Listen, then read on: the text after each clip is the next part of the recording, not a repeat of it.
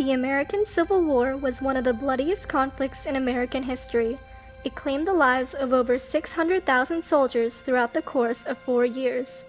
The start of the war at Fort Sumter and its conclusion at Appomattox Courthouse were marked by unmitigated brutality between the North and South, but the Union would ultimately prevail over the slave-holding Confederacy. The years following the war came with immense transformation of the country. A growth in population and industrialization would transform the West entirely.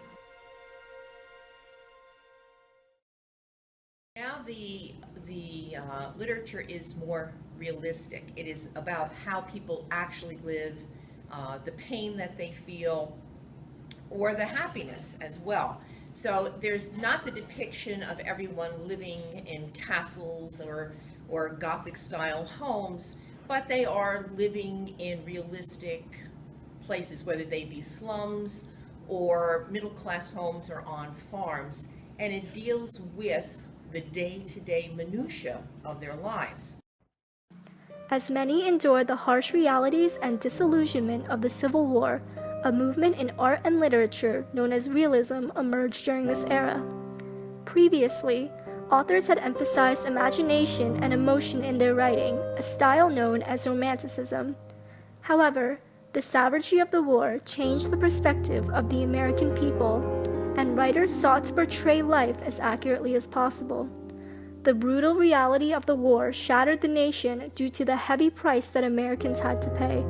The goriness of this widespread conflict disillusioned and disappointed many as they turned to depicting the reality of their nation's hard-won harmony. Moreover, art contributed to the Civil War by providing Americans with useful information about individuals and events.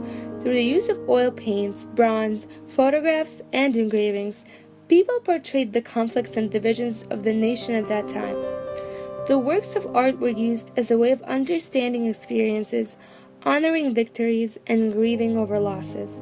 The different styles of art captured real issues such as slavery, and taught many about the lives of nurses, soldiers, and others who participated in the Civil War. One of the most famous painters, Eastman Johnson, painted the Negro life in the South in 1859 to depict the way of life of the African American population. Winslow Homer, another well-known landscape painter, painted Prisoners from the Front, which represents a real scene of a Union officer capturing Confederate soldiers at the Battle of Petersburg, Virginia. Transcendentalism was another popular style of writing throughout the Civil War era. Among distinct transcendentalist writers were Henry David Thoreau and Ralph Waldo Emerson. They believed that the individual was the main point of focus and greater than any institution.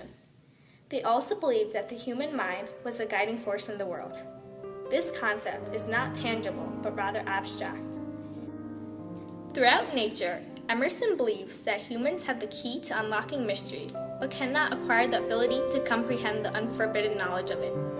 He feels as if we can interpret and link with nature through our experiences.